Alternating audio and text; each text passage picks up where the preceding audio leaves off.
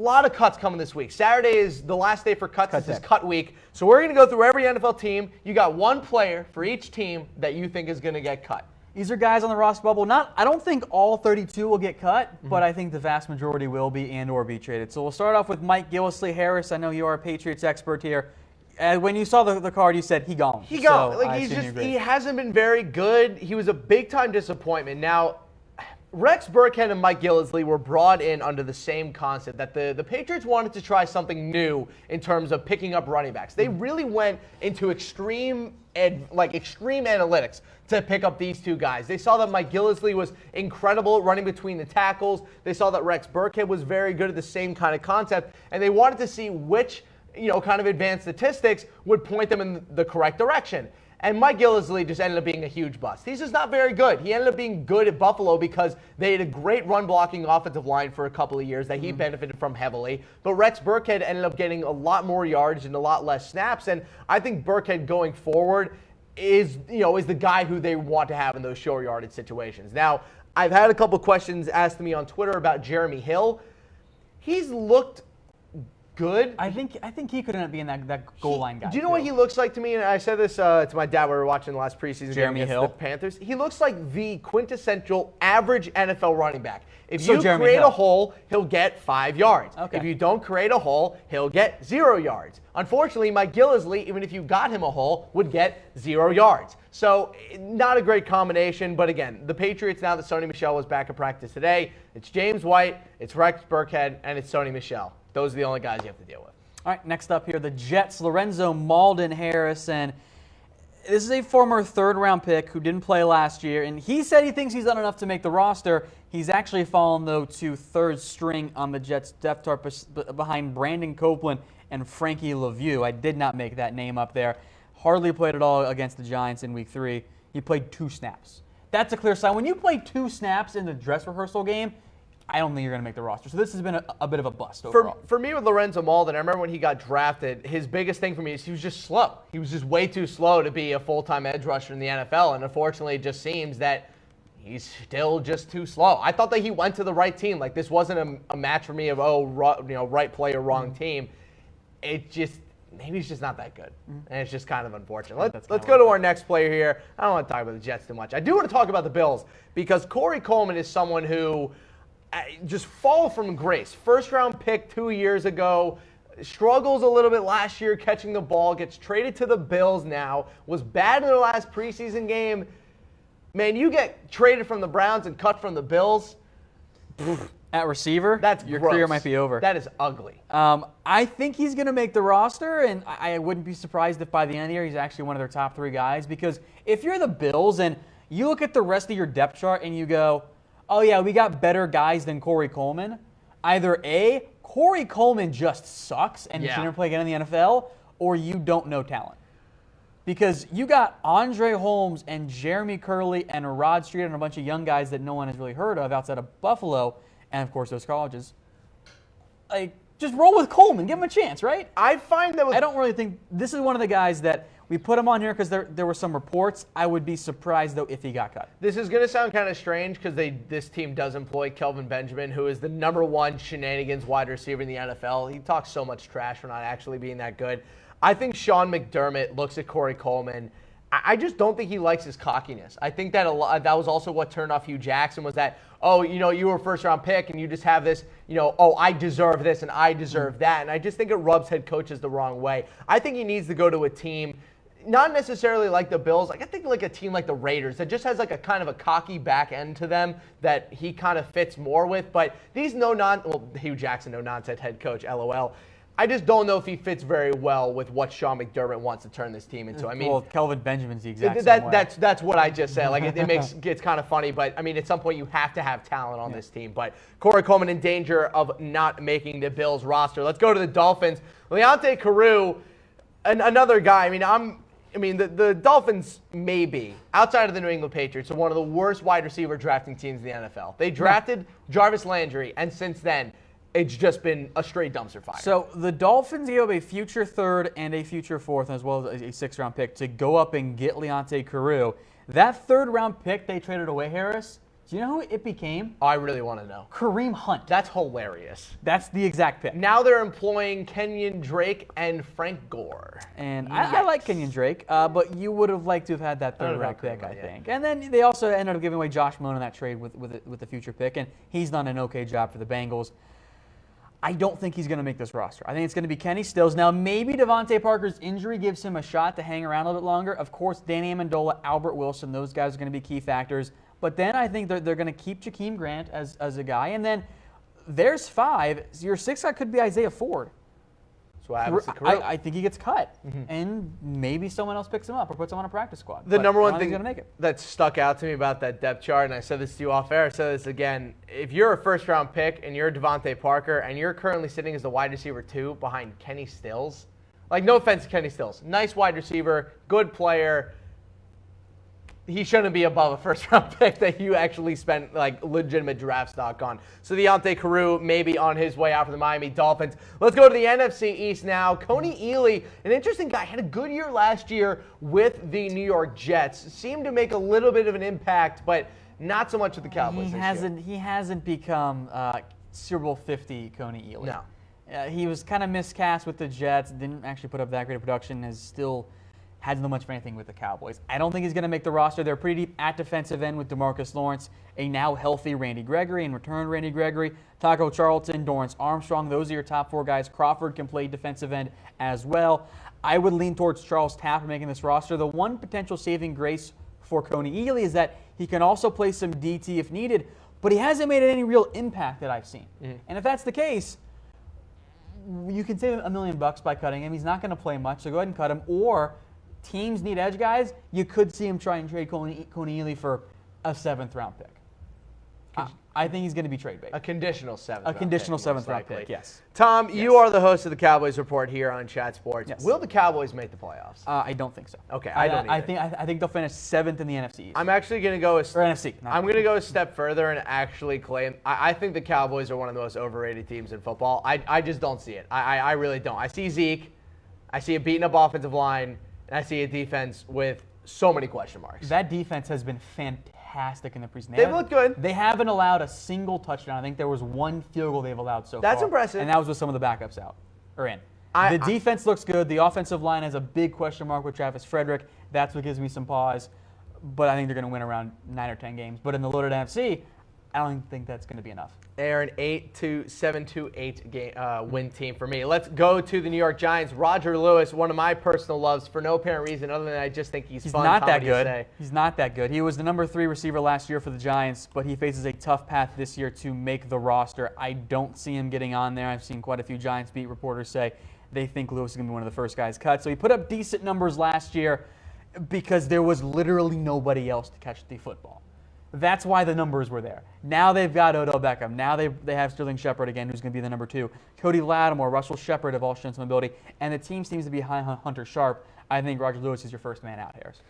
Would make me very sad. I love me some Roger Lewis. He's not very good. No reason. He's not very good, but he's just a very, very fun player to watch. Let's move on to our next player here. It's Donnell Humphrey, the running back, former San Diego State guy, one of the best college running backs in the history of college football. Just hasn't made it yet. I didn't like him coming out because great college player, but I thought he was too small to be an NFL guy. And he hasn't looked that great for the Eagles, and they of course have Jay Ajayi. Corey Clement has emerged as a better option for Philadelphia. It was almost at this point a 4-man battle for one spot. Wendell Smallwood, Donnell Humphrey, Matt Jones, and Josh Adams. Smallwood had a much better week there. I think he's going to be the 4th guy there. That leaves Humphrey off the roster. Maybe as a practice squad guy. Josh Adams in the same boat there, and Matt Jones probably just outright getting cut. So I think Humphrey is the first guy that gets cut. Maybe he can make his way on the practice squad, but I didn't really like that selection. I think they were looking for maybe some return man. The Cowboys wanted him as well to be a return guy, and the Eagles snatched him away. It ended up being okay, I guess, for the Cowboys. Although they ended up taking Ryan Switzer, and that didn't work out either. So neither pick has been that great. The Eagles' run game is going to be really interesting this year. We know Ajayi is dealing with some injuries. Darren Sproles coming back from his injury as well. So we'll see what happens with the Eagles running back. But right now, Donnell Humphrey might be on his way out. Let's go to our next player here. Let's jump to the Redskins. Brian Quick, who I did not even realize was still in the NFL. I thought this dude was long gone. Turns out he's hanging out in Washington, D.C., filling Terrell Pryor's role of being the disappointing athlete. He's not going to make this team. there's a chance he makes it, but he hasn't done anything to actually justify it. Like, there hasn't been enough plays from Brian Quick to say, oh, yeah, this guy should be on the roster. Look, he was the number 33 overall pick back in 2012, ahead of receivers like Alshon Jeffrey. Oops. Not great. Yeah, not great there. So I think he's been at a disappointment for much of his NFL career. If I am the Redskins, I think that they're in the same boat here. They're going to go ahead and say, you know what? We have our clear-cut top 3. Let's try some young guys like a Cam Sins, a Trey Quinn, who I like quite a bit as well. And we'll go 5 there and figure it out after that. Sounds good. All right, folks, today's show was brought to you by FanDuel, and they've got a special offer just for our NFL Daily Watchers. Go to FanDuel.com/chatsports. Use the promo code chatsports, and when you put down $5, they'll give you 20 for free. So you put in 5, and you got 25 to play with on FanDuel. You're just not going to find this deal anywhere else. You're just not going to, especially coming from a place as safe and secure as FanDuel. You're not going to top that deal anywhere. No better place to play DFS this year. I've been playing with them for such a long time. Let's jump back to the AFC. Let's go to the AFC North now. Breshad Perriman. No, Cam is not here to troll. He sucks. He's so bad. He's terrible. The person, my friend will remain nameless here, but was very upset that the Browns didn't take Breshad Perriman. And my text back was, nah, dude, all he can do is run fast. Hasn't changed all those years later. A massive bust as a first-round pick. They can save some money by cutting him now. Jaleel Scott going on IR might help out Breshad Perriman's chances to make the roster, but the dude has major drop problems. I don't think he's worth rostering. The one thing that's interesting to me about Perriman is that he had one very clear-cut issue when he was coming out of the draft. And if you're him, every single offseason, you should be doing one thing only. You should be getting on the Kobe regimen, and you should, be chucking up, or, he used to chuck up thousands of shots every offseason. How has this guy not gotten better at catching the football? Football is hard, and that's all I've got. That's just wild to me. Breshad Perriman on the block here for the Baltimore Ravens. Let's go to the Steelers now. Joshua Dobbs fighting for a backup quarterback spot. Is Mason Rudolph and Andrew Jones going to beat him out? I think so. I think what Dobbs actually needed to make the roster, beyond the Steelers just decided to keep 4 quarterbacks, was he needed Mason Rudolph to emerge as the reliable backup option, which hasn't happened yet. Because the Steelers don't trust Rudolph yet, but they are higher on Mason than they are Joshua Dobbs. And for some reason, they're going to keep Landry Jones because they just like Landry Jones a lot and think he is a reliable backup quarterback, even though there are a few NFL players I dislike more than Landry Jones. We are not Landry Jones fans here at Chat Sports. Let's go to the Browns. Shaun Coleman, their offensive tackle, 3rd-round pick last year out of Auburn. TBT to when he was going to be the starting left tackle, and I didn't believe it at all. That was the Browns' plan. For over a year now, the Browns' plan has been for Shaun Coleman to be the left tackle. He got the left tackle reps in practice last year because Joe Thomas didn't need him. Mm-hmm. He got the start there at left tackle to begin the preseason in camp, and it's kind of like, oh yeah, this is not working at all. This is a bad idea. So they put Joel Bitonio over from guard into left tackle. Austin Corbett slides in at guard, and it's a quality starting line. The issue for Coleman now is that Greg Robinson has actually been getting most of the reps in front of him at his former 2nd overall pick, That's Greg really Robinson. Bad. And even some Desmond Harrison snaps. I think Harrison and Coleman both get cut. I think Robinson might end up being your swing tackle in Cleveland. Greg Robinson? Yeah. Oh, yeah, that's not good. If you were watching Hard Knocks, you saw Greg Robinson getting whipped by Myles Garrett. Now, most people get whipped by Myles Garrett, but Greg Robinson was getting especially destroyed. Tom, how many games are the Browns going to win this year? 4-6. I like that. No, I'm throwing 4 to 6 wins, and Hugh Jackson still gets fired. So Browns fans who want him gone, you get your wish. Does Baker start at some point this year? Yes, because if they're going to win 4 to 6 games, you got to put him in week 16, week 17, a la Patrick Mahomes. Let's go to the Bengals now. Cody Core, wide receiver, who I actually thought was going to end up maybe making a chance at this roster, just isn't really stepping up. He still has a chance. I think the issue is that guys like Auden Tate and the Bengals seem to love Alex Erickson as well are big factors in why he might not make it. He's been on the roster for 2 years now. I like him. He can help on special teams. I think there's some upside there. He has been a bit banged up as well. The one potential saving grace for Cody Core might be the release of Brandon LaFell. Mm-hmm. That opens up, I think, a roster spot for the Bengals at their wide receiver depth chart. A.J. Green is there. We saw John Ross reemerge in the preseason game against the Bills. #back John Ross. Awesome touchdown catch. Tyler Boyd has made some plays as well. They like Josh Malone. They like Alex Erickson. That leaves maybe one spot for a battle, I think, between Auden Tate and Cody Core if one of those guys get cut. Who would you choose? Make the roster. I would take Cody Core because I think Auden Tate is too slow to be an NFL player. But he's a red zone guy. I would take Auden Tate because having A.J. Green, Auden Tate, and Tyler Eifert in the red zone along with Joe Mixon is not fair. Ironic because this is the same Harris who says the Patriots don't need Des Bryant because they have Gronk and they only need one guy. Yeah, that's the New England Patriots who have Tom Brady at quarterback, not Andy frickin' Dalton. That's terrible. Let's go to the Bears.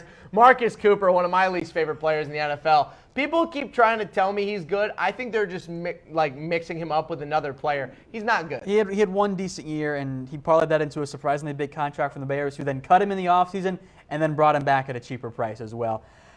The Bears are a bit thin at cornerback. That's why I think they might decide to keep him, but you can save some money there, and frankly, he's just not that good. No. This might be an example of player who gets carried onto the roster, and then once you see the roster cut down, maybe someone like Cooper ends up getting cut. Getting picked, or maybe end up getting picked up as well. Veteran corners usually end up finding their way around. I mean, Adam Jones just got picked up by the Broncos. Which was funny. Let's go to another veteran corner here, Quinten Rollins, cornerback for the Packers. Look, with how well Josh Jackson has been playing, along with Jair Alexander, I mean, there's no need for this guy. Those two guys have looked fantastic. I saw a meme on Twitter. I forget who did it, but it was Quinten Rollins and Marius Randall, the upgrade button, and Jair Alexander and Josh Jackson. And that is exactly right, because Rollins and Randall were supposed to be those two young studs at cornerback for the Packers. Randall, a round 1 pick now with the Bears. Rollins, a round 2 selection. Rollins looked good in his first year, and he was almost playing as a linebacker a lot. And I think that the common thread I've noticed for Quinten Rollins is that when he's kind of more in traffic and almost in the box, he tends to play a little bit better. And he was an outside cornerback at Miami of Ohio after playing basketball for 4 years. But you look at the depth chart there. Kevin King, Josh Jackson, Tramon Williams, Jair Alexander, House. There are 5 guys right there. Dimitri Goodson can be your 6th guy if you want somebody. Now, Rollins has played some safety as well, helps his chances, but I think Rollins, as a former round 2 pick, could be a potential trade chip for the Packers. Say, hey, you know what? We can get by with other guys. Let's trade Rollins for a conditional 6th or whatever, and just say, because you know what? Long term, he's not going to be a starter for us because we got 3 promising young corners in King, Alexander, and Jackson. Love seeing the great eternal Tramon Williams on that depth chart. Let's go to the Minnesota Vikings here. Kendall Wright, former first-round pick wide receiver out of Baylor, just has never really lived up to the bill. Had one okay season with the Titans, jumped around a little bit, played for the Bears. That didn't work out. Now he's on the Vikings. I thought he was going to be their slot guy, even though Adam Thielen and Diggs can both play that role as well, but he hasn't really done anything in the preseason. He has like 1 catch on like 2 targets. Laquan Treadwell is going to make this roster. I would think Stacy Coley would as well. Maybe the Vikings say, you know what, Kendall, we'll see you, and they try and pick somebody else up off of waivers. So if as of right now, I think that Wright has a decent shot, better than a lot of the guys we're discussing. But I think because of the potential savings, because of the fact that Wright hasn't done much of anything in the preseason, the Vikings say, you know what, let's save the money and get a replacement level guy in the waiver wire, or go trade for somebody if they want to. Just talked about Packers got some quarterbacks or receivers that they got to cut. Hey, and Randall Cobb is apparently on the trade block as well. No one's going to take that contract. If you are watching us live on YouTube and on Facebook, get in your comments now. Who will win the NFC North? Give me a V for the Vikings. Give me a P for the Packers. I still think it's the Vikings. I think the Packers roster is still quite poor. Personally, it's Aaron Rodgers, and they'll be fine. So but I like Minnesota. I do like Minnesota as well. If Kirk Cousins lives up to expectations. Colin Cowherd thinks they're winning 9 games. That dude's crazy. Let's go to the Lions. This dude's also crazy. Amir Abdullah just has not lived up to that 2nd-round pick. I thought he was so good. I guess TBM, whatever. To that, I think it was the Jets preseason game when he looked ungodly. Yep. And then he's never come close to that ever again. It's sad. We saw Abdullah get some first-team reps and week through the preseason, which to me, and maybe it's some confirmation bias here, but to me was hey, we're going to showcase Amir Abdullah with the first team roster, see what you like, offer us a 5th-round pick for him. Because Kerryon Johnson is your long-term starter, maybe not necessarily this year, but by the time we get to next year, he's going to be your guy.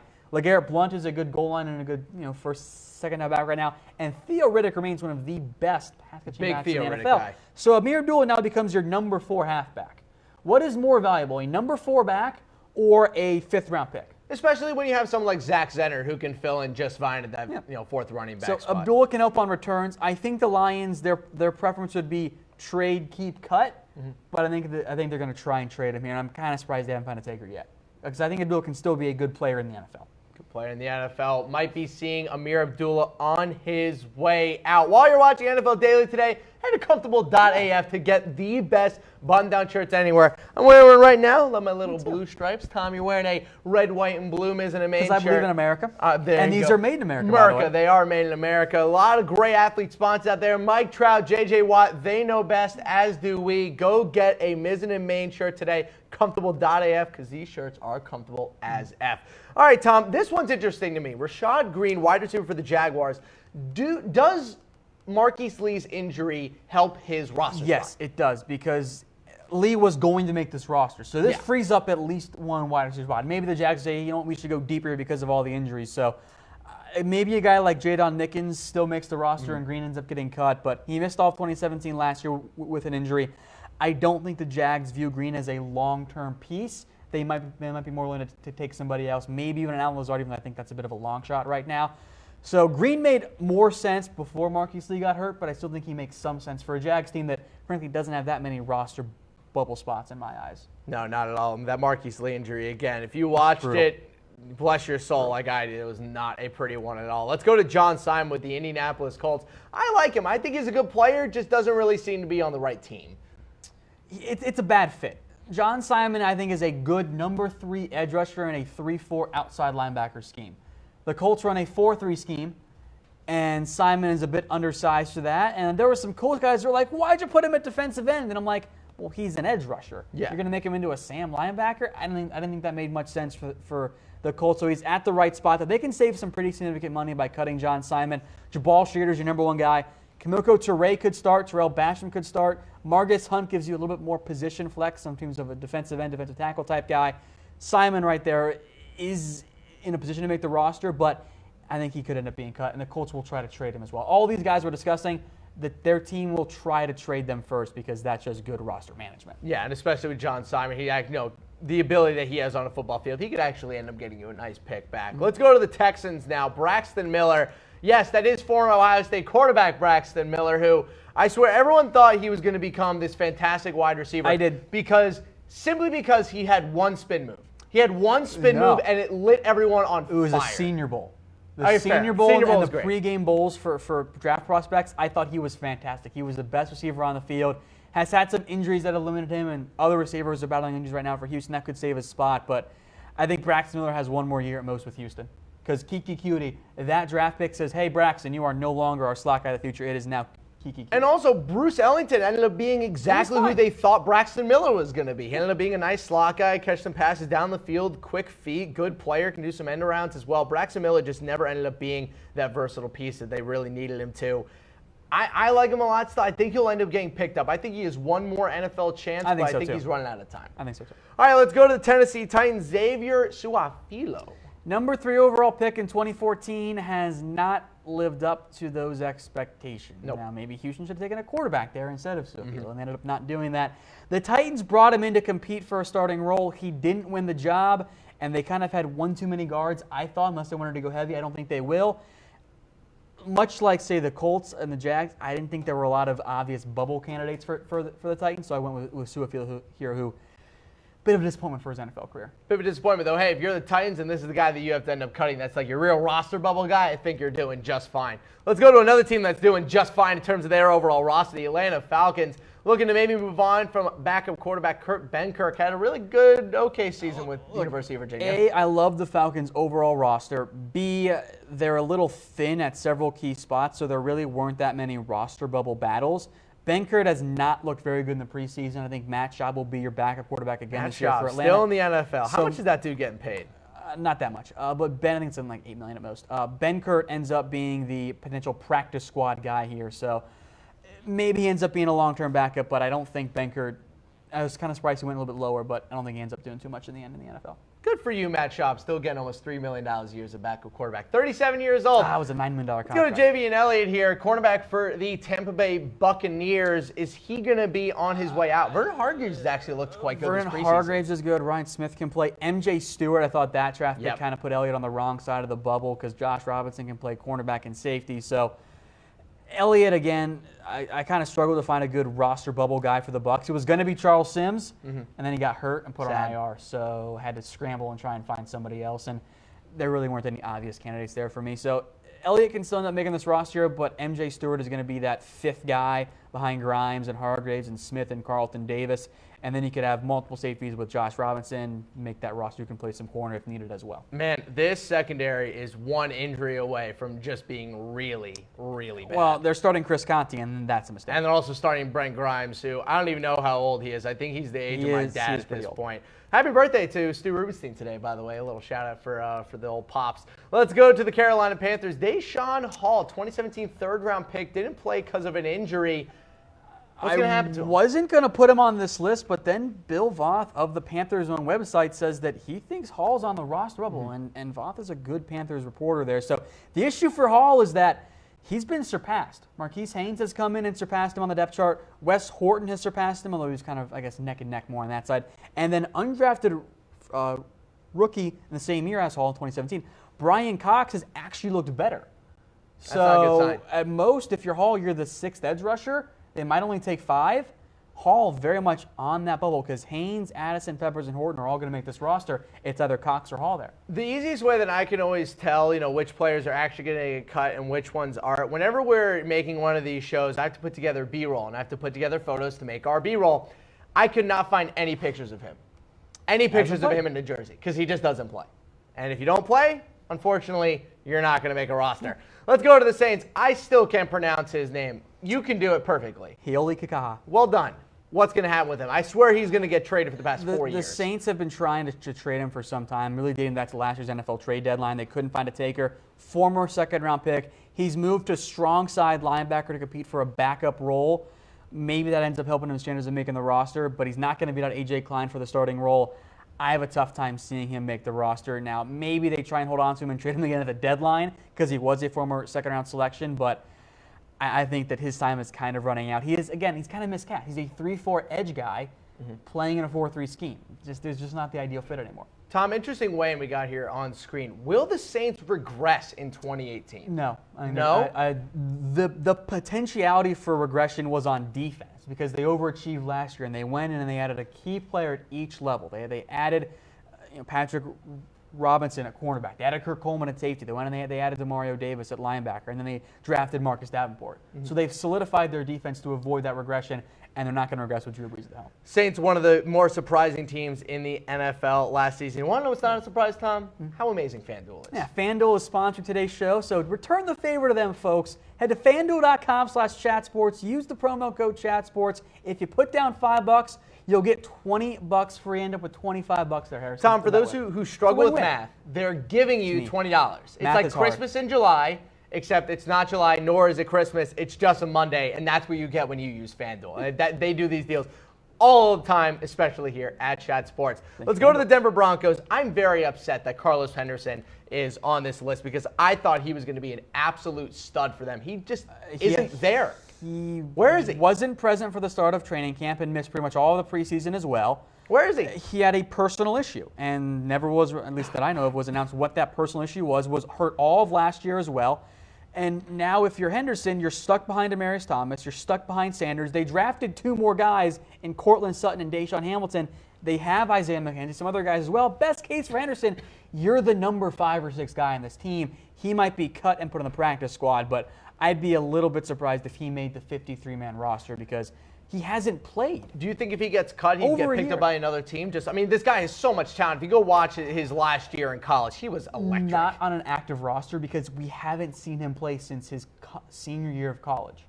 It's been a long time for Henderson, so I don't think he's going to be an option there. Let's go to the Kansas City Chiefs. D'Anthony Thomas. So he finally returned back to the preseason. He missed 2 games with a lower leg injury. Had 4 offensive snaps in week 3 of the preseason. Fifth-year pro is going to be very low on that depth chart here for the Chiefs and at receiver. And the issue for KC is they are now looking into other wide receivers or guys that can be the return man. If you look at the Chiefs depth chart, Tyreek Hill, Sammy Watkins are your clear-cut top 2 players. Then it becomes a Chris Conley, a DeMarcus Robinson, a Jay Uchis, and boom, all of a sudden, you got 5 guys at receiver that you can play over D'Anthony Thomas. And at that point, wouldn't it make a little bit more sense to see if you can find somebody else to handle those return duties? So D'Anthony Thomas, I think, is very much in doubt for his roster spot. And Didn't play much in week 3. I think he is now expendable. That could make him an option to move on if you're the Chiefs. No more Tyreek Hill high fives. That's really upsetting. Maybe we'll find another person to give high fives to. Let's go to the Los Angeles Chargers, and we call them Los Angeles Chargers, unlike Madden 19, which calls them the San Diego Chargers. Cardale Jones. What? Oh yeah. They had a big mess up. Their announcer called them the San Diego Chargers, saying that we're coming to you live from San Diego for the Chargers game. So did they just not change the audio from 2 years ago? Well, I mean, they also took out Colin Kaepernick's name out of a song, so not great attention to detail there. Cardale Jones, what's up? I'll preface this by saying I love Cardale, never change, a fantastic Twitter follow. But he's clearly behind Geno Smith for the backup quarterback role. LOL. And he hasn't looked very good in the preseason with the Chargers, both this year and last year. Are they only going to carry 2 quarterbacks? I think they might only carry 2 because Cardale is not the long-term answer, and he's not even a quality backup right now, so why bother rostering him? It's not Chimnick either. I think they just might go with 2 quarterbacks. And also with how many injuries they have with the rest of the roster, they need depth elsewhere, honestly. Yeah, so I think Cardale's time might be running out. And from the highest of highs to that OSU championship to getting cut by or at least cut or traded by your second NFL team. Potentially. 12 gauge might be on his way out. Let's go to the Raiders. DeAndre Washington, who's been one of the better kind of, I guess reverse rollbacks, a versatile guy, but it just seems like the Raiders have been stacking their running back depth chart with just more talented players. He was fine in 2016. He put up like under 3 yards a carry, though, last year. Marshawn Lynch, of course, is going to make the roster. I wouldn't mind cutting Doug Martin, but I think he's going to make it. Dougie Doug. That leaves one spot, I think, for one of those smaller change of pace type guys. Jalen Richard, DeAndre Washington. Richard has looked better, and you had better add Chris Warren to that roster. That dude has been a stud. He needs to be on the roster. I wonder if he is the future at running back for the Oakland Raiders. Not all the time you find like a really good steal at running back like that, but I don't think Doug Martin is the answer. Tom, let's go to the San Francisco 49ers here. Joe Williams, former 4th-round pick, just not been able to make things work out. I didn't love the pick at the time. I thought it was a bit of a reach for a guy that had some talent at Utah, but at one point left his team, and I didn't think it was worth a 4th-round pick. And Kyle Shanahan and the staff kind of talked John Lynch into making the pick, and I think at this point they're going to say, you know what, we kind of messed up on that one. Jerick McKinnon is your number 1 back. Matt Breida can play your number 2 role if he's healthy. Alfred Morris was signed. The Niners seem to like him a little bit. Of course, there's some familiarity there with Shanahan. Raheem Mostert could be a better number 4, and that kind of leaves Joe Williams as your odd man out, maybe a practice squad guy. But I think the Joe Williams era has quickly ended with the 49ers. It didn't start very well either. Didn't really start either. No, missed all last season with an injury. Let's go to the Cardinals. Brandon Williams, one of the worst corners I've ever seen with my own 2 eyes. He just doesn't know how to play the position. Simple enough. He's not good. Like, plain and simple. Didn't record a tackle in 2017. Barely got on the field. 2016 3rd-round pick. Couldn't play in his second season because he was so bad. Hasn't made an impact this year. Look, the Cardinals might be better off going thin at corner and finding somebody else and ending this experiment because a former halfback at A&M played 1 year as an actual corner, tested well at the combine, a classic case of good athlete, but not actually a good football player. Yeah, unfortunate. I mean, I just remember watching him against Jimmy Garoppolo's first start, and Garoppolo, first NFL start, ripping this dude to pieces. Was not pretty at all. Let's go to CJ Prosise with the Seattle Seahawks. Injuries. That's usually what ends most NFL careers. Seems to be ending his time with the Seahawks. A fun guy that can be a good player for you if used the right way, kind of like what he was in Notre Dame at times. Almost a receiver halfback hybrid, but injuries have always been a problem for Prosise, dating back to his time at Notre Dame. What could be his saving grace is that other guys in Seattle have injury problems. J.D. McKissick is going to miss some time. Rashad Penny should be good to go for week 1, but had a broken finger earlier. And Mike Davis has a little bit of a minor injury too. So Seattle might end up going 4 deep. If they do, Prosise will make the roster. If not, his time might be up.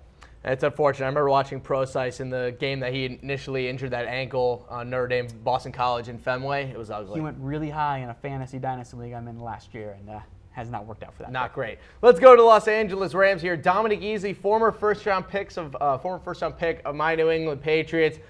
This dude has torn more ACLs than I ever thought possible. It just seems one after the other. Tore 1 last year, tore 2 while he was in college. He's torn 4 total so far in his football career dating back to high school. So Easley, of course, is a DT, right? Yep. That's how you would view him. Well, Wade Phillips said on Tuesday of last week that they're going to move him and have moved him to the edge because they think it's easier given his history and the injuries he suffered, which is noteworthy and kind of makes some sense, but at the same time, you're changing a guy's position 2 weeks before the season. You think he's going to make the active roster? it's not a good sign for his roster chances. Always a shame for me, simply because when I watched Dominic Easley in college, he was Aaron Donald before Aaron Donald came around. Before the injuries, of course. Dominic Easley was fantastic at Florida. He was great at Florida, but those injuries have really sapped him of quite a bit of talent. Very unfortunate. A lot of that quickness that he had off the line has been sapped by those injuries. Tom, we just went through all the bubble players that you think could get cut. Anyone that you think could be a surprise cut this offseason? This preseason? A surprise cut. There were a couple of guys that I've went through. I wouldn't be surprised if you ended up seeing someone like maybe a starting linebacker get cut. Okay. I thought it could have been Eli Harold. He ended up getting traded. So someone in that range who was listed as a starter but kind of isn't actually a starter. Kind of one of those guys you hype up to try and trade them later on in the preseason.